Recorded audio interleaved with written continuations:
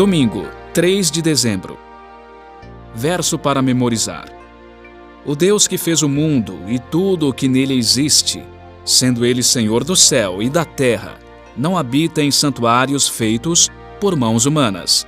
Atos 17, 24. Um hebreu em Atenas. Ouça Atos 17, 1 a 16. Tendo passado por Anfípolis e Apolônia, Paulo e Silas chegaram a Tessalônica, onde havia uma sinagoga dos judeus. Paulo, segundo seu costume, foi procurá-los e por 3 sábados discutiu com eles a respeito das Escrituras, expondo e demonstrando ter sido necessário que o Cristo padecesse e ressuscitasse dos mortos. Paulo dizia: "Este Jesus que eu anuncio a vocês é o Cristo." Alguns deles foram persuadidos e se juntaram a Paulo e Silas. O mesmo aconteceu com numerosa multidão de gregos piedosos e muitas mulheres importantes. Os judeus, porém, movidos de inveja, trazendo consigo alguns homens maus dentre a malandragem, reuniram uma multidão e provocaram um tumulto na cidade. E atacando de surpresa a casa de Jason, procuravam trazer Paulo e Silas para o meio do povo. Porém, não os encontrando, arrastaram Jason e alguns irmãos diante das autoridades, gritando: "Estes que promovem tumulto em todo o mundo chegaram também aqui." E Jason os hospedou na casa deles. Todos estes agem contra os decretos de César, dizendo que existe outro rei, chamado Jesus. Tanto a multidão como as autoridades ficaram agitadas ao ouvir essas palavras. Porém, depois de terem recebido deles a fiança estipulada, as autoridades soltaram Jason e os outros. E logo, durante a noite, os irmãos enviaram Paulo e Silas para Bereia. Ali chegados, dirigiram-se à sinagoga dos judeus. Ora, estes de Bereia eram mais nobres do que os de Tessalônica, pois receberam a palavra com toda a avidez, examinando as Escrituras todos os dias para ver se as coisas eram de fato assim.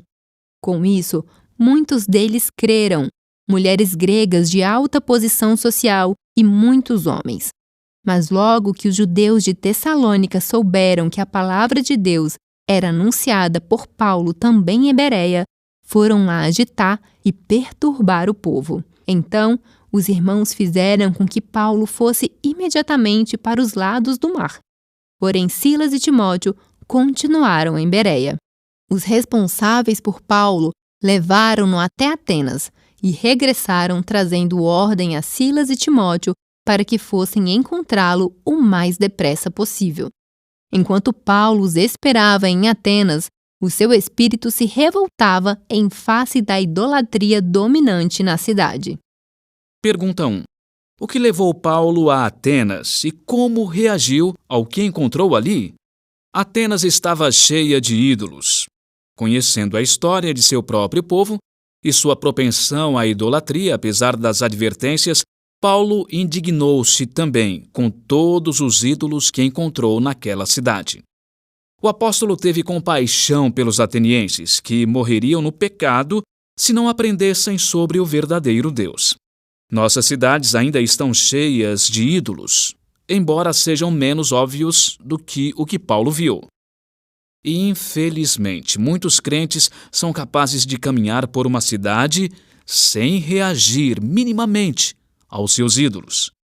Paulo, porém, estava ligado o suficiente ao Espírito Santo para reagir. Diferentemente de outros crentes que ainda não entendiam que o Evangelho era para todo mundo, Paulo sabia que Deus queria que os atenienses fossem salvos com todos os demais.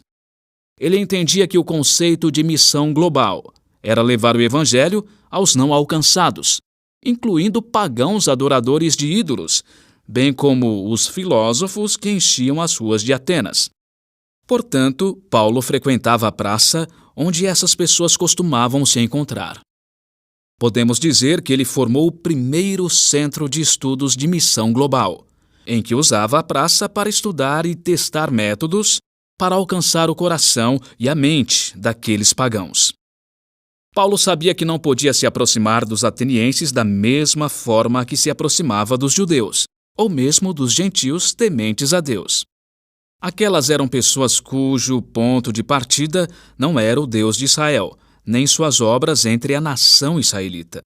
Embora esses conceitos e crenças fossem fundamentais para judeus e gentios tementes a Deus, não significavam nada para as pessoas que Paulo encontrou na praça ateniense. Por isso, seria necessária uma abordagem inteiramente nova. Nós também vivemos situações em que buscamos alcançar pessoas cuja origem não tem nada em comum com a herança judaico-cristã. Por isso, como Paulo, precisamos fazer adaptações. Uma abordagem que funciona em Buenos Aires pode ser inútil em Bangkok. Que tipo de ídolos as pessoas adoram em sua sociedade? E como você pode abrir os olhos delas para a inutilidade dessa prática?